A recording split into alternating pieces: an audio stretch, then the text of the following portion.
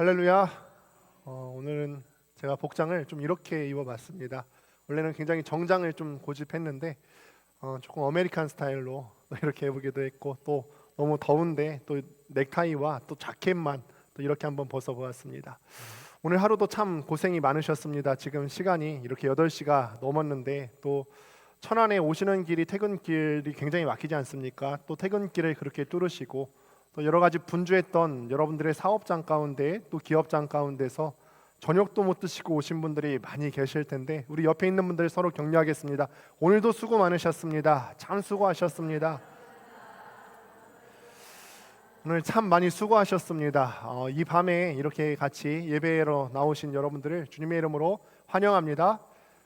단도직입적으로 이 말씀을 시작하면서 한번 묻습니다. 오늘 여러분들 월급 주는 사람 누구였습니까? 어떤 사람의 얼굴들이 좀 생각이 나십니까? 사장님 생각나실 것 같고요, 또 부장님 생각도 나고, 아니면은 개인 영업장을 하시는 분들은 내 개인 영업장 찾아오는 그 손님, 진상 같은 손님이 사실은 그런 손님이라도 있어야지 나한테 매출이 될 텐데, 그런 손님이 생각나시는 분도 계실 겁니다. 그럼 두 번째 질문 드립니다. 그러면 오늘 우리 여러분들께서 하루 종일 눈치를 보며 결제를 받았던 그 사람이 우리의 영원한 삶까지 책임져 줄 수 있습니까? 우리가 월급 받지 않습니까? 사장님한테 월급 받고, 아니면 직장 상사한테 월급 받고, 때로는 우리가 진상 고객한테까지도 우리의 어떤 생활비를 받게 되는데, 그 사람이 내 영혼의 문제까지도 책임질 수 있는가? 사실 영혼의 문제는 굉장히 중요합니다. 우리의 영원한 삶이 있지 않습니까? 사람이 죽으면 끝이 아니라 죽은 이후에 천국과 지옥이 분명히 있습니다.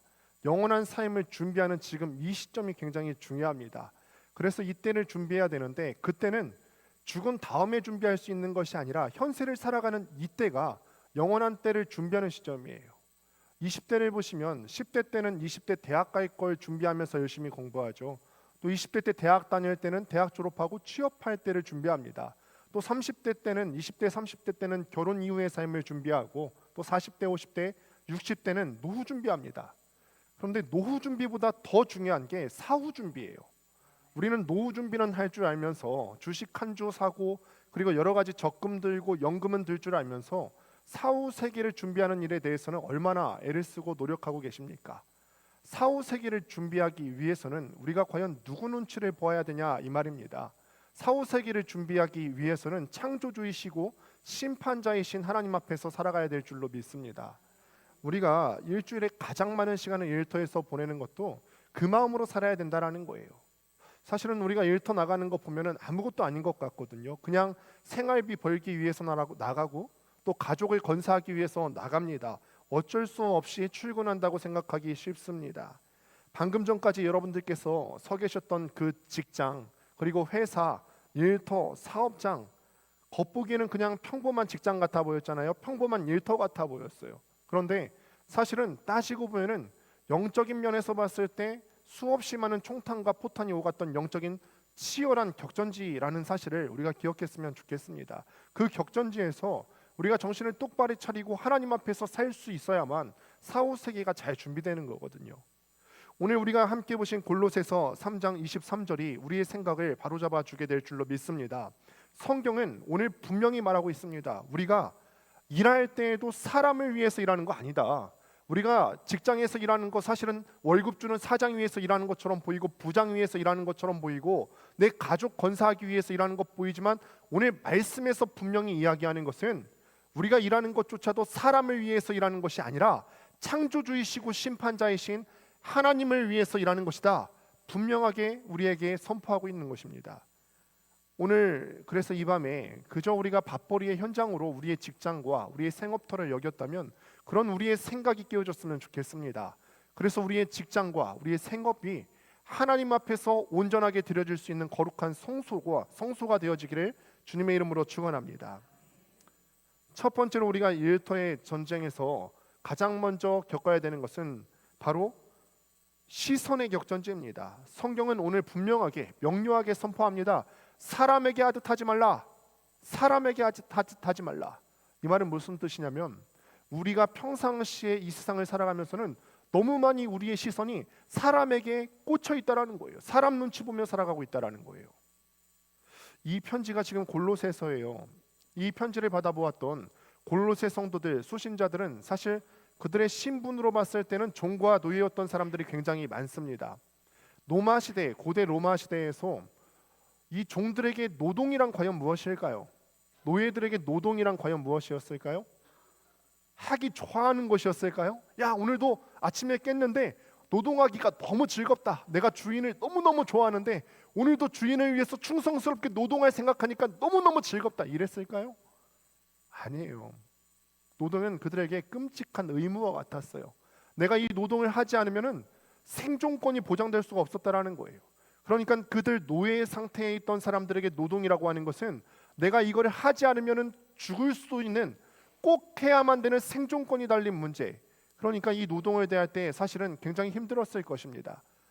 이런 노예 상태에 있는 사람들에게 노예가 죽고 사는 생사유탈권이 누구에게 있었을까요? 노예가 죽고 사는 생사유탈권이 과연 누구에게 있었을까요? 주인에게 있습니다. 주인의 명령 한마디에 노예의 생명이 왔다 갔다 할 수 있었어요. 노예가 이를 마음에 들지 않게 했다면 이 주인의 한마디에 목숨을 잃을 수도 있었다는 거예요. 그러니까 이 노예가 어떻게 일했을까요?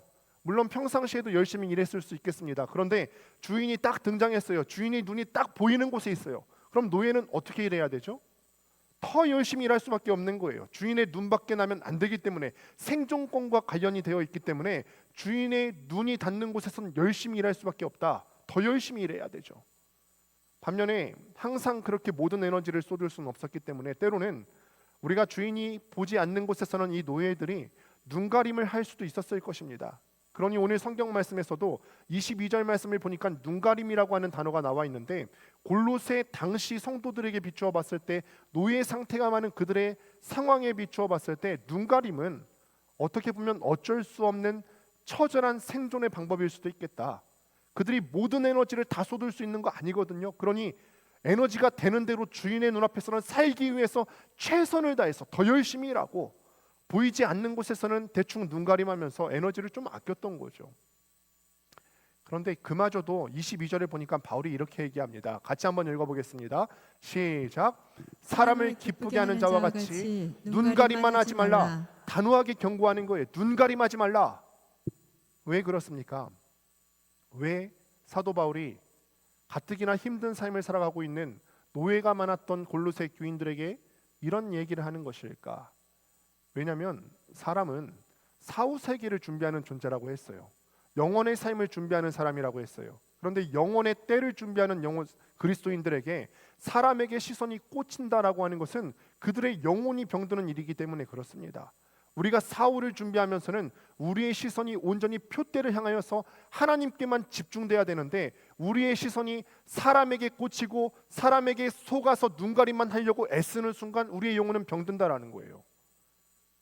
오늘 우리의 삶을 한번 돌아보시길 바랍니다. 우리는 물론 신분제 사회를 살고 있지는 않습니다. 그런데 사실상 우리가 우리의 일터는 여전히 보이지 않는 노예제도 같이 살아갈 때가 너무너무 많습니다. 우리가 주변의 사람 눈치를 얼마나 봅니까? 직장인들 보면 상사의 우리를 향한 평가도 신경 쓰셔야 되죠. 또 승진할 때 상사만 개입하는 게 아니에요. 보니까 어떤 대기업에 다니시는 우리 부장님이 계셨었는데, 그 부장님은 진급이 누락됐어요. 왜 승진이 안 됐냐면 동료들의 고과 점수가 낮았기 때문에 승진이 안 된 거예요. 임원 승진이 안 됐대요. 그러니까 상사 눈치만 볼 게 아니라 동료들 눈치도 봐야 되죠. 자영업 하시는 분들은 또 누구 눈치 봅니까? 고객들 눈치 봅니다. 고객들 눈치 봐요. 좋은 고객님들도 물론 계시겠지만 그렇지 않은 분들이 또 얼마나 많이 있습니까? 그런데 자영업하는 사람들이 나에게 나쁘게 했다 해서 그 고객들에게 함부로 할 수 있습니까? 함부로 할 수 없다라는 거예요. 내 밥줄이기 때문에. 그러니까 자연스럽게 일터에서 살아가는 사람들이 자기도 모르는 사이에 시선이 하나님이 아니라 사람에게 속할 때가 너무너무 많다라는 거예요. 우리의 일상을 한번 정직하게 들여다볼까요? 사무실에 앉아 일할 때 멀리서 상사의 구두 발소리가 들려요. 물론 평상시에도 열심히 일하겠지만 상사의 소리가 들리면 어떻게 해야 되죠? 우리는 더 열심히 일하는 척을 할 수도 있겠죠. 더 열심히 키보드를 두드리는 흉내를 낸다든지, 아니면 코로나 때 우리가 재택근무를 또 많이 하는 직장인들이 생겼어요. 코로나 때 재택근무를 많이 하는 직장인들이 생겼는데, 저도 이거를 사실은 잘 모르고 있다가 저희 동서한테 들어보니까 그냥 켜놓고 가만히 있으면 되는 게 아니더라고요. 마우스가 끊임없이 움직여야 돼요. 이 마우스가 사내 메신저 상태창이 자리 비움이 되면 안 된다 하더라고요.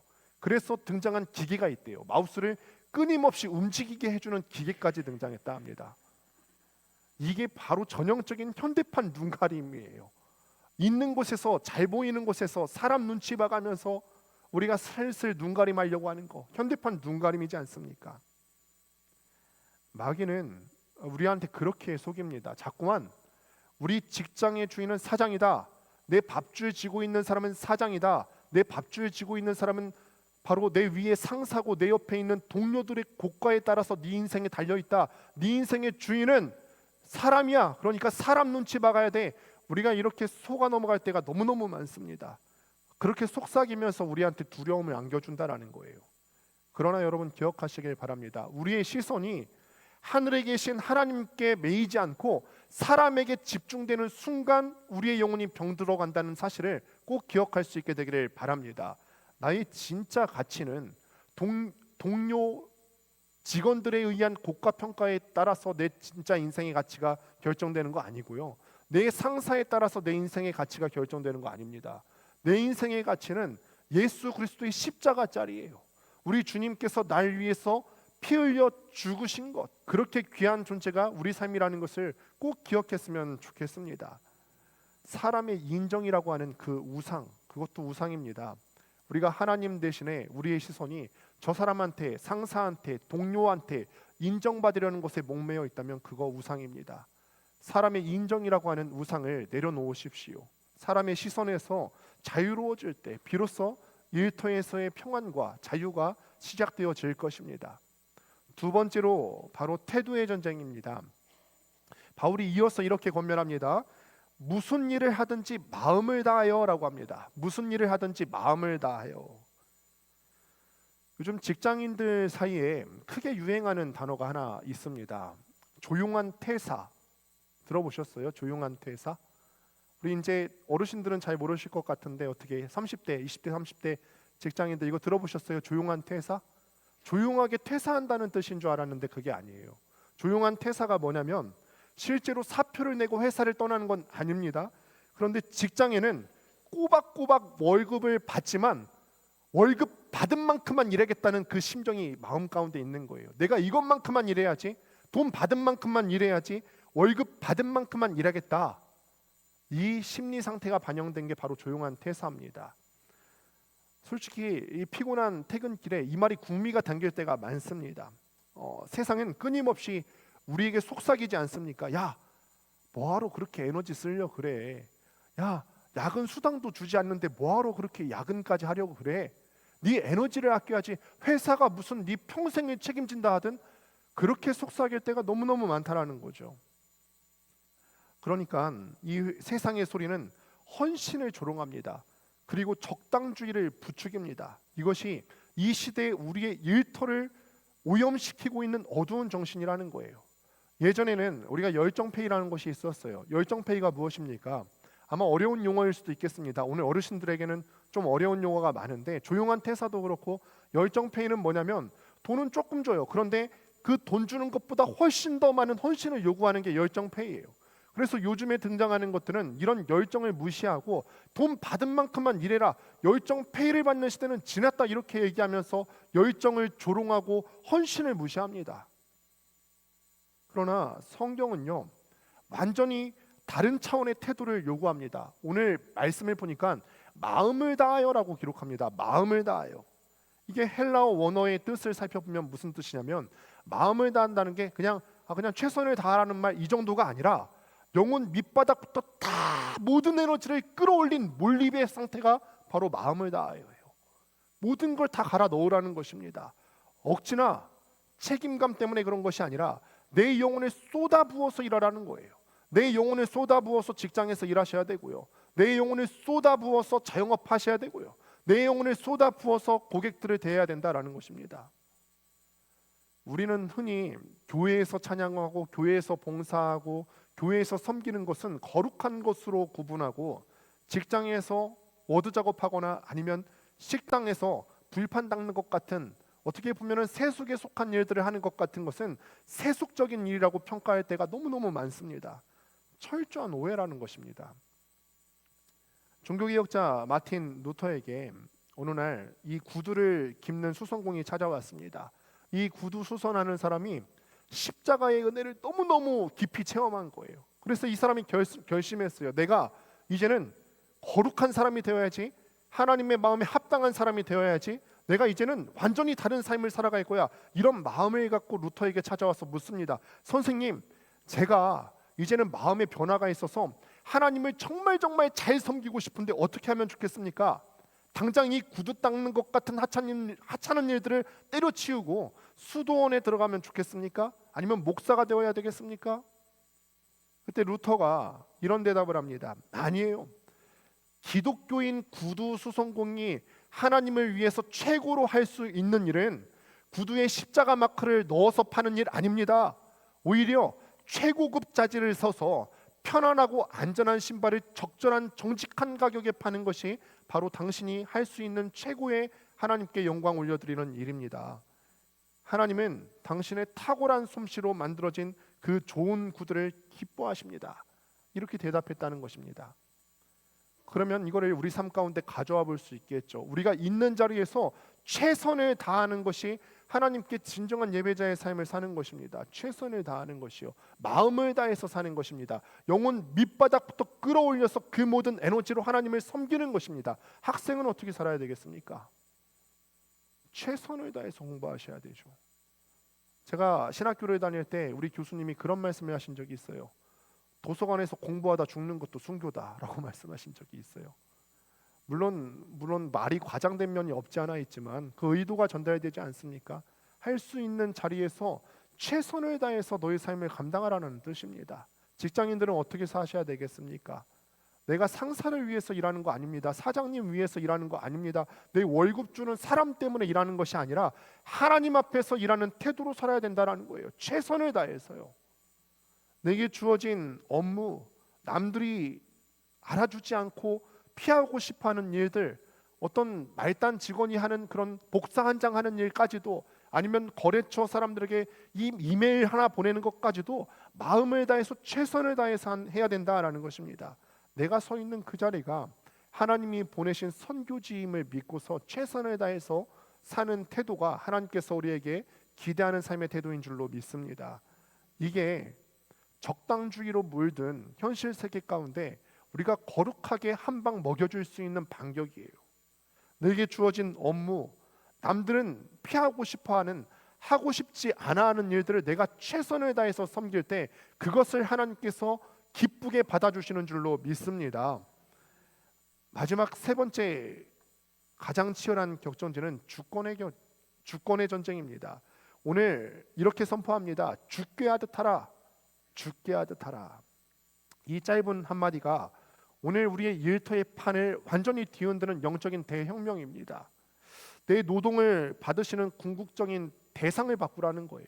우리는 지금까지 사람의 시선에 너무너무 신경 쓰여서 일할 때에도 누구 앞에서 하는 것처럼 했냐면 사장님 앞에서 하는 것처럼 했어요. 부장님 볼 때만 열심히 하는 척했어요. 그리고 내 고객이 찾아왔을 때만 열심히 하는 척했어요. 최선을 다하지 않았어요. 마음을 담아 다하지 않았어요.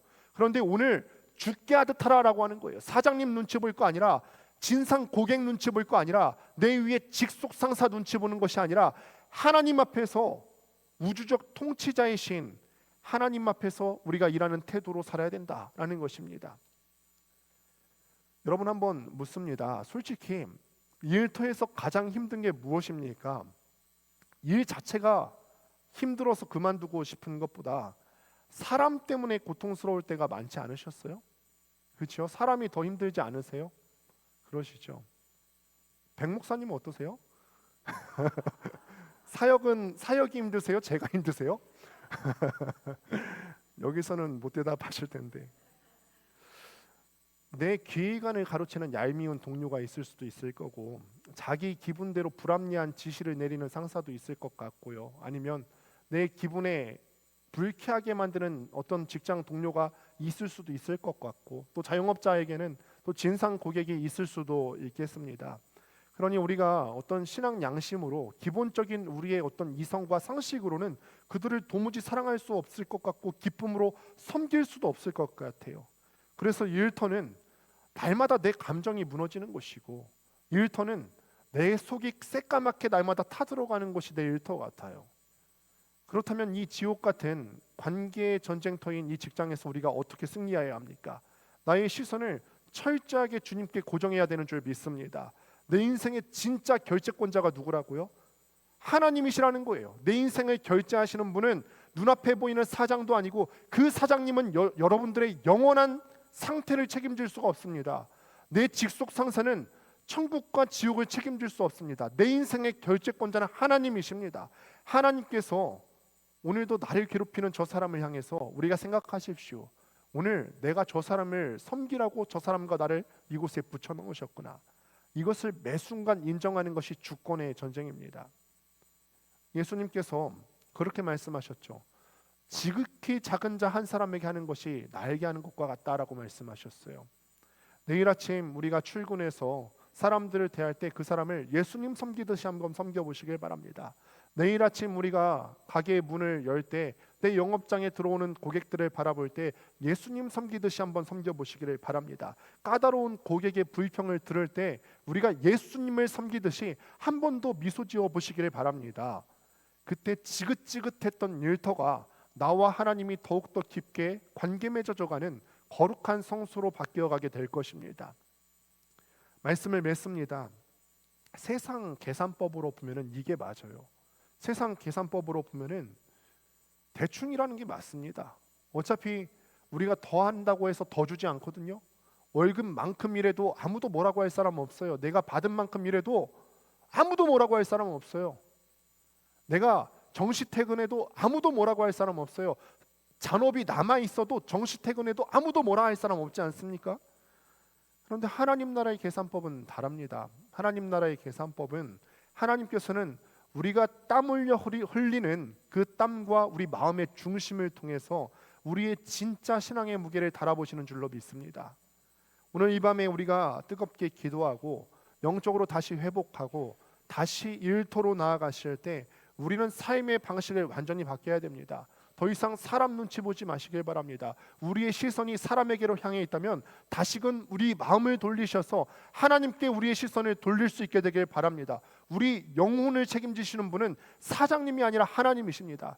그렇기 때문에 우리가 노후 준비가 아니라 사후 준비를 잘하기 위해서는 하나님 앞에서 살아가야만 되는 것이죠.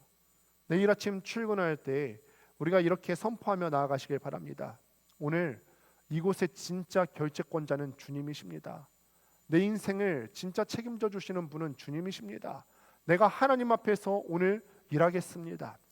일터에서 나를 가장 힘들게 하는 사람, 그동안 내 원망의 대상이 되었던 그 사람, 그 상사를 위해서 남몰래 또 짧게 축복의 기도를 한번 올려보시기를 바랍니다. 아무도 보지 않는 그 순간 가운데서 정직을 택할 수 있게 되기를 바랍니다. 남들이 다 꺼리는 작은 허드렛 일 하나까지도 우리가 마음을 다해서 영혼 밑바닥부터 우리의 모든 에너지를 끌어올려서 섬길 때 하나님께서 그 태도를 귀하게 보실 줄로 믿습니다. 그리고 하루의 치열한 일과를 마치고 퇴근하실 때 모든 염려와 모든 스트레스를 온전히 다 내려놓고 주님께서 주시는 평안을 갖고 퇴근하시는 것입니다. 딱 네 월급만큼만 일해라, 적당히 해라, 이렇게 속삭이는 세상의 스위치를 다 끄시고 모든 일을 하든지 마음을 다하여 하고 죽게 하듯 하라, 이 명령을 받들어서 하나님의 자녀답게 살아갈 수 있는 여러분들 되시기를 주님의 이름으로 축원합니다. 기도하겠습니다.